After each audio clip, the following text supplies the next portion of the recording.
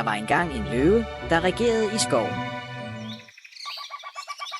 En dag efter at have spist, faldt han i søvn under et træ.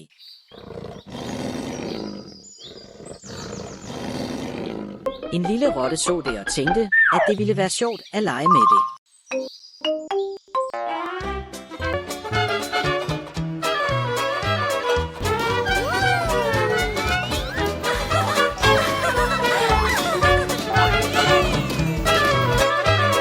Han begyndte at løbe ned på den sovende løve. Han løb på halen og blev ned fra rækkevidde. Data rejste sig i løvens hule. Han tog fat i hende med brede kløer. Rotten kunne ikke løbe i en meget stram snor. Oraya, jeg er meget bange. Vær venlig ikke at spise mig. Lad mig venligst gå. Løven lå, da han hørte hjælpen fra rotten, og han kaldte sin job og slap den. Det glemmer jeg aldrig, og måske en dag kan jeg hjælpe dig. Hej min ven, jeg har lige spist. Gå nu og gener mig ikke igen. Jeg vil gøre dig til en byrde. Øjeblikke senere strejfede løven i skoven. Jægerne satte en fælde for at fange løven. Jægerne gemte sig bag et træ. Så snart løven kom, trak jægerne i rebet og fangede det. Løven forsøgte at brølle og løb. Men kunne ikke undslippe. De tog tilbage til landsbyen for at få en bil til byen. Løven brøllede stadig højt, og alle dyrene, inklusive rotterne, hørte hans brøl. Raya er i problemer, eller jeg er nødt til at hjælpe ham. Snart nåede han løven.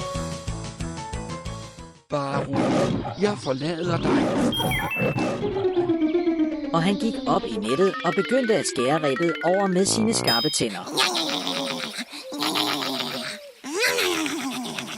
Til sidst redde han løven fra nettet. Byen indså, at selv en lille rotte kunne være til stor hjælp.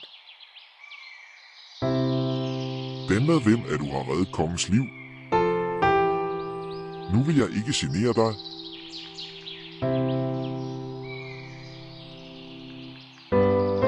Så jeg vil have det godt i denne skov. Den Raya er jaloux på dig. Hej, hvor skal du hen? Vil du ikke lege med mig? Og ikke dømme efter mit spørgsmål.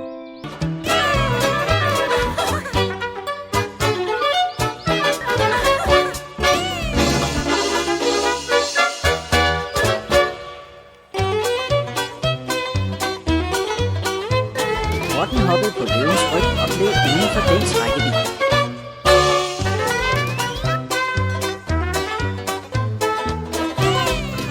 Efter et stykke tid bragte jægerne et stort køretøj til at bære løven.